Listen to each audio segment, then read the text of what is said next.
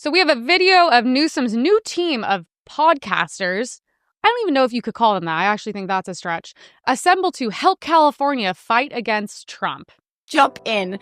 We are incredibly honored to be joined on the Siren Podcast by the governor of California, Governor Gavin Newsom. Welcome to the Siren Podcast. Thank you for having me. I appreciate it. I mean, you're making some news. You're a very busy man. So let's just jump right on in. Can you please explain to our audience what you're doing in the state of California regarding the potential redistricting of your congressional maps and why this may be something you have to do? Well, we're fighting fire with fire. We don't want to do this. But to your question, we have to do it at peril of being judged not only not to have lived, but to be judged watching democracy slip from right out underneath us. The reality is it's not just Texas that Donald Trump believes he's entitled to 5 congressional seats. He has sent his vice president to Indiana.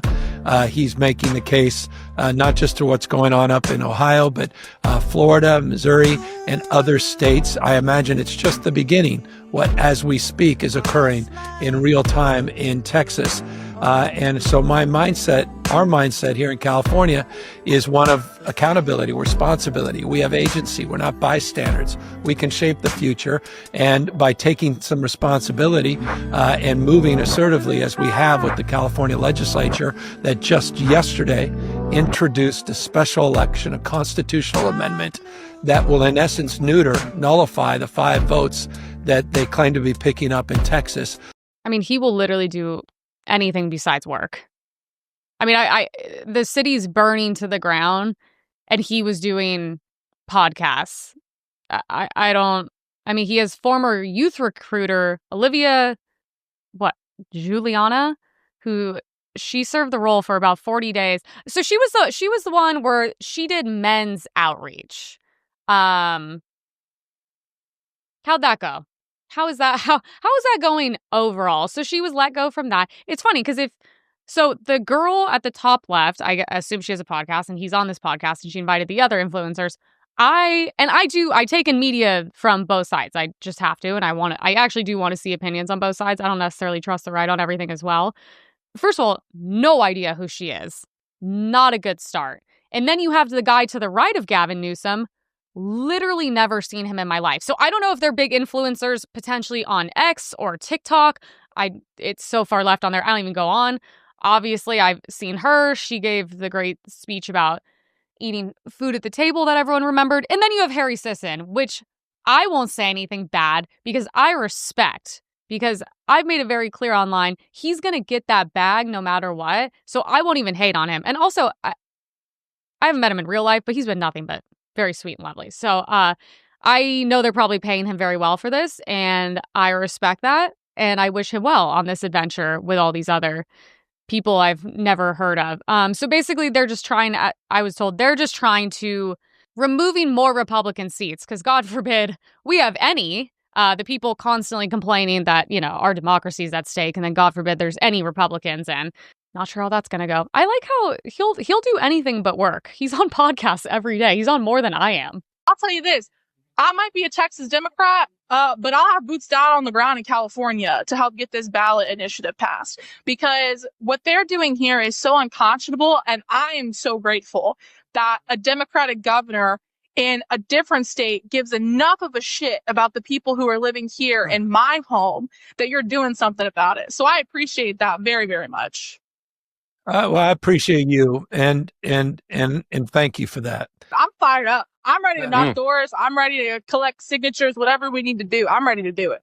Yeah, so if California hasn't been through enough with everyone's houses burning down, people getting stabbed to death by crackheads on the street, and pretty much everyone who has common sense or a business fleeing, now we get the Democratic influencers. They're going to come here in person to continue to help this man ruin the state, which is crazy. The state you don't live in and you're not affected by these things. You can go on the street and interview people on the left, hardcore liberals in West Hollywood, and they will tell you things are very, very, very, very bad here. Very bad. You have all the people that have their homes have burned to the ground. Not only that, their homes are burned to the ground, and then they're getting bills from the city even though they can't rebuild, to be like, oh, hey, we let it burn to the ground, but also here you go. You need to clean up, and then we're going to charge you as well. You have Altadena, which is pretty much gone. It's crazy. People are so focused on the Palisades that we forget how many people in Altadena lost everything. Pretty much the city's gone. You have the homeless who are like stabbing and killing people on the daily, which no one talks about. You have the crime, which is insane. I'm pretty sure the only topic of conversation when I go out now is, hey, how many times have you been robbed? Hey, what area are you moving into? What new security are you guys using to try to protect your home? It's unreal. You call the cops, they still don't really come here. You pretty much have to live in the nicest zip code to have private security for anything to happen. So for them to be like, oh yeah, we're going to come to California, please don't. I mean, sincerely, sorry, fuck off. It's bad enough here. The last thing we need is, she shouldn't even be a political influencer. I'm like, if you're going to talk about anything, talk about your Ozempic journey. That will be more moving than anything you could ever talk about. I live here. I'm staying here. I fight here. Sincerely, stay the fuck out of California. You're like the last thing we need. And I don't care about your sellout of like, oh, Gavin Newsom. Everyone hates him here. Everyone hates him here. That's why we have multiple people running for governor of California, and I guarantee they're going to do very well. We have he's building the train that goes nowhere. We have the highest taxes. We have the highest gas. I mean, we're leading in all of the worst things. Like, these people are, I'm not going to go to Texas and go boots on the ground, okay? So sincerely, stay out of California and, vlog your Ozempic journey. You'll have more of an impact that way, sweetheart. Oh, good. More of her. Well, I also think it's just so abundantly clear that the people who say these things don't actually spend time talking to young men. You know this because we know each other in real life, but I spend a lot of time on college campuses, and I spend a lot of time with young men. I love young men. I love frat guys. Okay, first of all, genuinely one of the weirdest statements to look in the camera and be like, I love young men. If any female on the right did that, we would be on the news tomorrow with insane allegations. Like, what do you mean you love young men? Like, oh, I've spent a lot of time on campuses. Like, these are all just genuinely weird statements. Let's just get that out of the way. Also, I have this weird thing, like, I don't believe her. I didn't go to college. I've probably been on a college campus 3 times in my life. Then again, I don't love young men and spend a bunch of time there, but we'll continue to see what she has to say.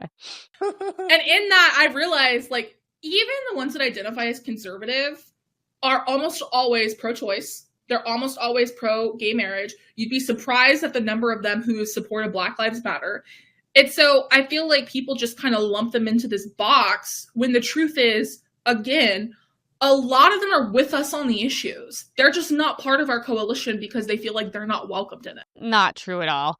I at least work in the space where I go to events and I am in real life and I'm around young men. Okay, if you're talking college campus kids, hell no. None of them, if they are even middle right, are supporting BLM. Absolutely not. There's no way. I will go to these campuses and I will interview them myself and come back with this information. Pro-choice, I actually do agree with her on that. They're probably having sex with women and they probably don't want the responsibility. Maybe she's right there. But I'm just like, you have no idea. You cannot relate to these young guys at all. First of all, they hate DEI.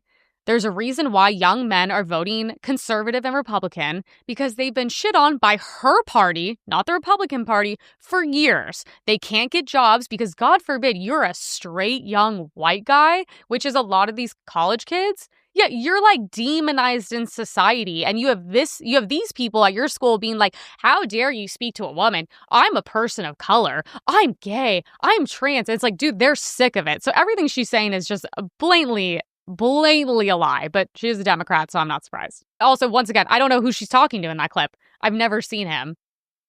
So I'm like, I don't know who all these like podcasting kids at home are.